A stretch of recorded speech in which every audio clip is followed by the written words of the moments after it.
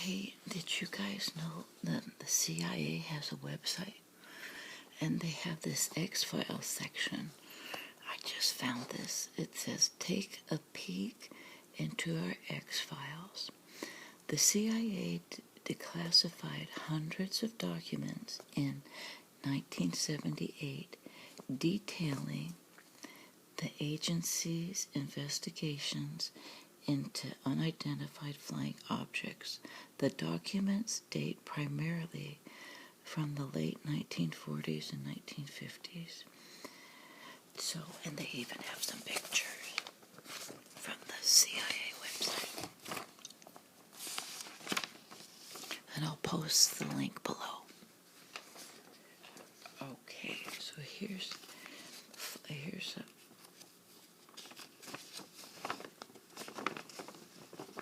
file dated Flying Saucers in East Germany. Date of information 1952. Distribution date August 23rd, 1952.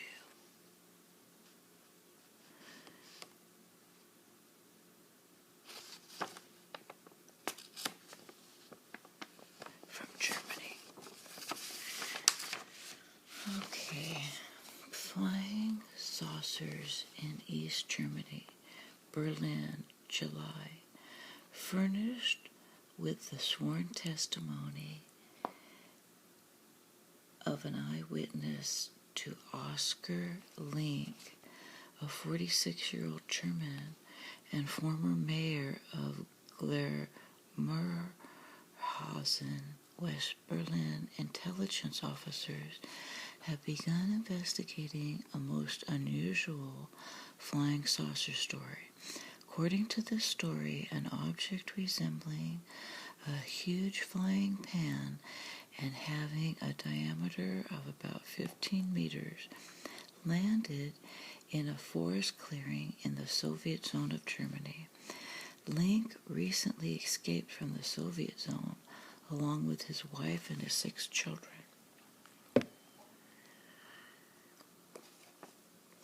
Link and his 11-year-old daughter, Gabriella, made the following sworn statement last week before a judge. While I was returning to my home with Gabriella, a tire of my motorcycle blew out near the town of Kasselbach. While we were walking along toward Kasselbach, Gabriella pointed out something which lay at a distance of about 140 meters away from us. Since it was twilight, I thought that she was pointing at a young deer. I left my motorcycle near a tree and walked through the spot which Gabriella had pointed out. When, however, I reached a spot about 55 meters from the object, I realized that my first impression had been wrong. What I had seen were 2 men who were now about 40 meters away from me, and they seemed to be dressed in some shiny metallic clothing. They were stooped over and were looking at something lying on the ground. I approached until I was only about 10 meters from them. I looked over a small fence, and then I noticed a large object whose diameter I estimate to be between 13 and 15 meters. It looked like a huge frying pan. There were 2 rows of holes on its periphery, about 30 centimeters in circumference. The space between the 2 rows was about 45 meters. On the top of this metal object was a black cone tower about 3 meters high.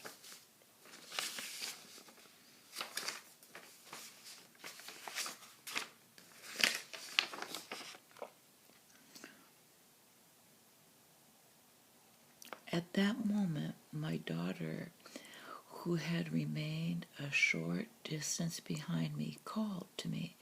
The two men must have heard my daughter's voice because they immediately jumped on their cone-shaped tower and disappeared inside. I had previously noted that one of the men had a lamp on the front part of his body which lit up at regular intervals. Now, the side of the object on which the holes had been opened began to glitter.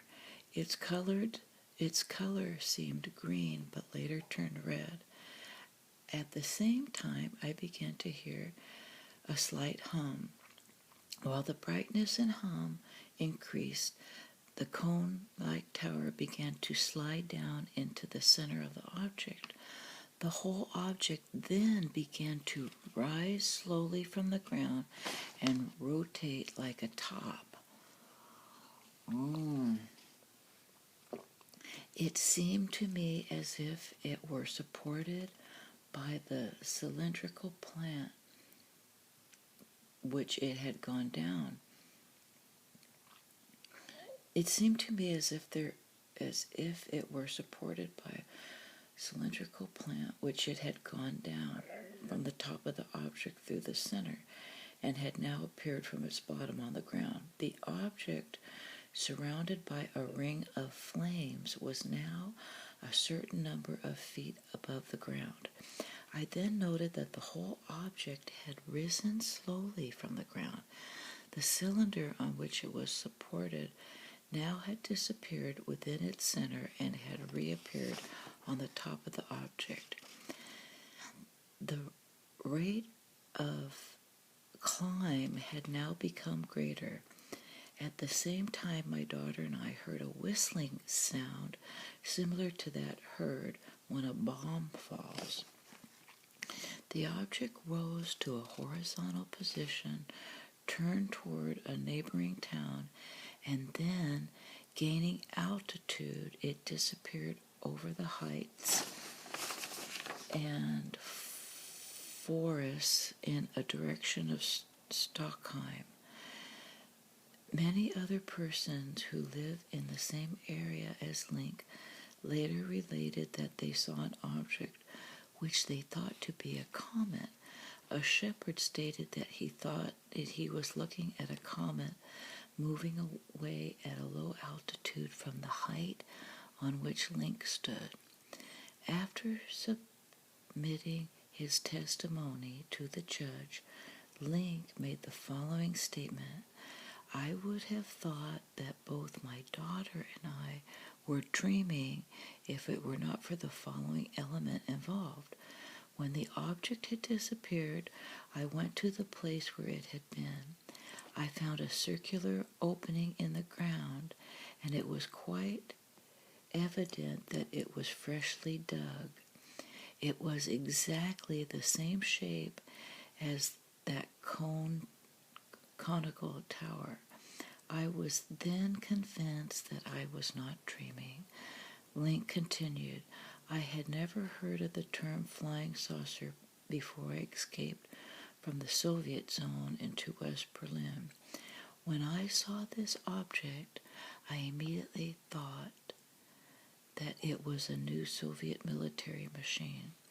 I confess that I was seized with fright because the Soviets do not want anyone to know about their work. Many persons have been restricted to their movements for many years now in East Germany because they know too much." Oh, that is spooky. Well, I don't know what to say.